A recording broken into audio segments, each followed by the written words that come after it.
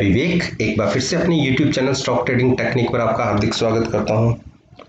दोस्तों, उम्मीद करता हूं कि आपने मेरी कल की वीडियो को देखा होगा और आज की मार्केट के साथ उसको कंपेयर किया होगा कि मैंने उस वीडियो के अंदर जो बताया था आज उस तरीके से मार्केट में मूवमेंट देखने को मिली है या नहीं।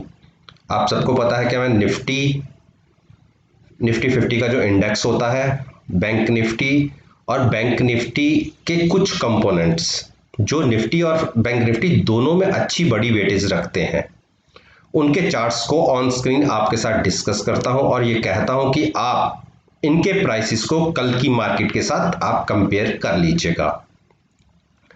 रिजल्ट्स को मैं यहां इसलिए आपके साथ डिस्कस नहीं करूंगा क्योंकि अगर मैं रिजल्ट्स को डिस्कस करने बैठा तो अगले दिन की जो चार्ट्स को डिस्कस करना है वो बहुत लंबा प्रोसीजर हो जाएगा।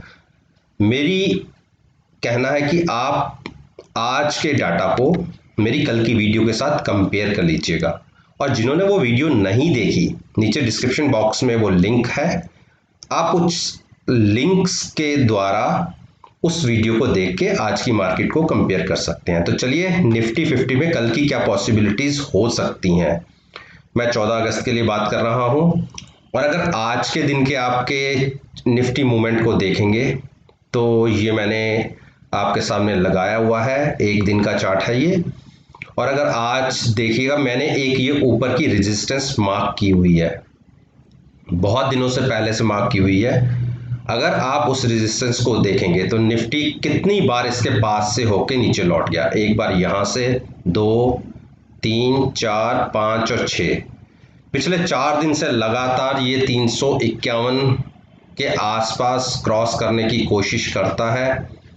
एक बार या 2 बार तो गया भी इसके ऊपर, लेकिन सस्टेन नहीं हुआ, क्लोजिंग उसके नीचे की आई। और आज की क्लोजिंग भी जो कल के फ्यूचर का प्राइस था, अगर उसको देखें तो उससे हार्डली 4-5 पॉइंट्स की फर्क से ही आई है। तो कल के लिए क्या पॉसिबिलिटीज बनती है, निफ्टी 5 दिन की अपनी जो मूविंग एवरेज है उसको लगातार होल्ड कर रहा है। आप देखिए, 1, 2, 3, 4, 5 और 6, छठे दिन लगातार क्लोजिंग इसी के ऊपर आई है। कल के लिए भी यही प्राइस एक क्रूशल सपोर्ट का काम करेगा, यानी 11,280 या 11,000 आप 285 का प्राइस पकड़ लीजिए। इसको अगर ब्रेक नहीं करता और इसके ऊपर बना हुआ है तो पॉसिबिलिटी ये है कि कल के दिन में ये 11,350 को ब्रेक करके ऊपर ट्रेड करना शुरू कर सकता है और उस केस में हम 450 यानी 11,450 के टारगेट्स भी देख सकते हैं। नेगेटिव थोड़ा सा हम तब होंगे जब हम ये कह दें कि हम 11,285 की जो पहली सपोर्ट है उसको ब्रेक कर दें और उसके बाद की जो सपोर्ट है, जो हम कह सकते हैं कि काफ़ी क्रूशल लेवल है, 11,240 का, अगर वो भी ब्रेक हो जाता है तो हम बहुत तेजी से नीचे की तरफ 11,180 की तरफ आएंगे। और अगर हम 11,180 ब्रेक कर देते हैं किसी वजह से तो निफ्टी में एक नेगेटिव मूवमेंट शुरू हो सकती है और 11,110 के नीचे तो हम बहुत वीक हो जाएंगे। उस केस में नीचे की तरफ 200 पॉइंट्स बहुत तेजी से हम नीचे की तरफ गिर सकते हैं, 10,800 तक। लेकिन अभी के हिसाब से मोमेंटम अभी अपसाइड का है। 11,350 के ऊपर की एक क्लोजिंग अगर आ जाती है तो हम तकरीबन 11,550 की तरफ मूव करेंगे, जिसमें पहला टारगेट 11,450 का होगा, दूसरा टारगेट 11,550 का होगा। तो ये निफ्टी के ऊपर मैंने आपसे बात कर ली है। अब हम बात कर लेते हैं बैंक निफ्टी के ऊपर। अगर आप निफ्टी बैंक के चार्ट को देखेंगे तो आज के दिन के देखिए, ये मैंने कल भी आपके साथ मेंशन किया था कि बैंक निफ्टी में मोमेंटम अपसाइड का दिखना शुरू हो गया है। वो बात अलग है कि हम आज थोड़ा सा नेगेटिव क्लोज हुए, अदरवाइज मोमेंटम इसमें अपसाइड का शुरू हो चुका है क्योंकि कल की क्लोजिंग देखिए, पहले 2 दिन लगातार ये 22,240 को क्रॉस नहीं कर पा रहा था। आज के दिन में हमने क्रॉस किया, ऊपर गए और काफी ऊपर तक 22,416 तक भी गए, लेकिन जो इसने नीचे का लेवल था 22,240 का, आज भी उसको होल्ड किया। अब कल के लिए क्या निकलता है? कल अगर हमारी ओपनिंग, हम ये कह सकते हैं कि तकरीबन यहां से जहां की आज की क्लोजिंग है उससे 100-125 पॉइंट ऊपर आती है ओपनिंग, किसी भी कारणवश अगर ऊपर आती है, गैप अप ओपन होते हैं, तो आज के हाई को आप देखिए 12,430 का हाई, अगर जब ब्रेक होके हम ऊपर ट्रेड करना शुरू करते हैं तो एक अच्छी मूव 23,200 तक की आपको देखने को मिलेगी, तकरीबन 800 पॉइंट्स की। और बेरिश हम तब तक नहीं होंगे जब तक हम 22,240 को होल्ड कर रहे हैं। अगर किसी कारणवश हम नीचे की तरफ ट्रेड करना शुरू करते हैं तो आप ये देखिएगा कि अगर 22,050 ब्रेक हो जाता है तो 2-3 नीचे की सपोर्ट्स हैं जिसको होल्ड करने की बैंक निफ्टी कोशिश करेगा। 22,000 का है, 22,900 की है और 22,700, ये 3 सपोर्ट पे रुकने की कोशिश करेगा। और किसी कारणवश दबाव ज़्यादा आ जाता है और हम इन सपोर्ट्स को होल्ड नहीं कर पाते तो उस केस में हम 21,000 तक भी फॉल कर सकते हैं। तो उम्मीद करता हूं कि आपने ये टारगेट्स नोट कर लिए होंगे। अब हम बात करते हैं जो निफ्टी बैंक का एक अच्छा शेयर है, एक्सिस बैंक। एक्सिस बैंक ने बहुत अच्छी मूव दिखाई थी पिछले 2-3 दिन से और आज की क्लोजिंग भी अच्छी है, इसको मैं बुरा नहीं कहूँगा। हाँ, हम हाई से नीचे जरूर आए 5-6 रुपीज़, लेकिन क्लोजिंग अच्छी है। और हमने नीचे अपनी, ये देखिए ट्रेंड लाइन है मैंने ड्रॉ कर रखी है, इसके नीचे की क्लोजिंग, इसको हमने रिस्पेक्ट दी और यहाँ से हमारा प्राइस वापस अपसाइड की तरफ गया। कल के दिन के लिए अगर हम 447 को होल्ड कर लेते हैं और इसी के ऊपर ट्रेड करना शुरू करते हैं तो आप आज की जो ओपनिंग थी तकरीबन हम ये कह सकते हैं कि 454 के आसपास थी, इसके ऊपर प्राइस को क्रॉस होने दीजिए और जब प्राइस तकरीबन 456 वहां से 2 रुपए ऊपर क्रॉस करके सस्टेन होने लगे तो आप देखिएगा ये एक गैप है, तकरीबन हम ये कह सकते हैं कि 5-6 रुपए का। ये गैप बहुत तेजी से फिल होगा, 460 के टारगेट्स आपको बहुत तेजी से देखने को मिलेंगे। बेरिश साइड पे हम अपना व्यू तब जनरेट करेंगे जब हम 447 को ब्रेक कर देंगे, उसके नीचे ट्रेड करना शुरू करेंगे तो पहला टारगेट आपको 443 का देखने को मिलेगा। उसके बाद नीचे 3-4 सपोर्ट्स हैं अलग अलग लेवल्स पे, जो सबकी बड़ी सपोर्ट है नीचे 433 की, ये एक बड़ी सपोर्ट है। अगर हम इसको भी ब्रेक करेंगे तो प्राइसेस 416 तक नीचे की तरफ फॉल कर सकते हैं।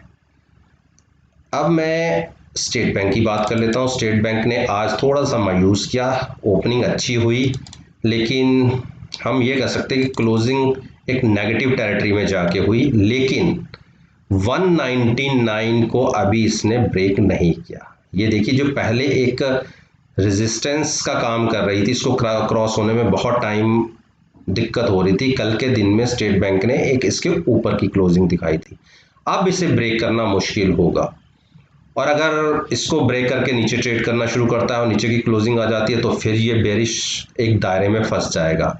दायरा अभी इसने अपसाइड का ही रखा हुआ है। हाँ ठीक है, हम ऊपर से काफ़ी नीचे आए, तकरीबन 5-6 रुपए नीचे आए और नीचे का लो भी 200 के आसपास करा, लेकिन 199 ब्रेक नहीं हुआ। आप 199 पर नज़र रखिए, किसी ने अगर बाइंग लेनी हो आप 199 का स्टॉप लॉस लगा के, जो हम ये कह सकते हैं कि 205 रुपए के ऊपर की ओपनिंग आने दीजिए और आज की जो जहां शेयर प्राइस खुला था 206 के आसपास, इसके ऊपर ट्रेड होने दीजिए और आप बाइंग में बैठिएगा, देखिएगा कितने अच्छे बढ़िया मूव्स आपको देखने को मिलेंगे। मेरा टारगेट तो इसमें 212 से लेकर 215 के बीच में है। शॉर्ट्स में हम तब बैठेंगे, एक 199 ब्रेक होने दीजिए, अगर उसके नीचे ट्रेड होना शुरू होता है तो आप वेट कीजिएगा 196 तक का।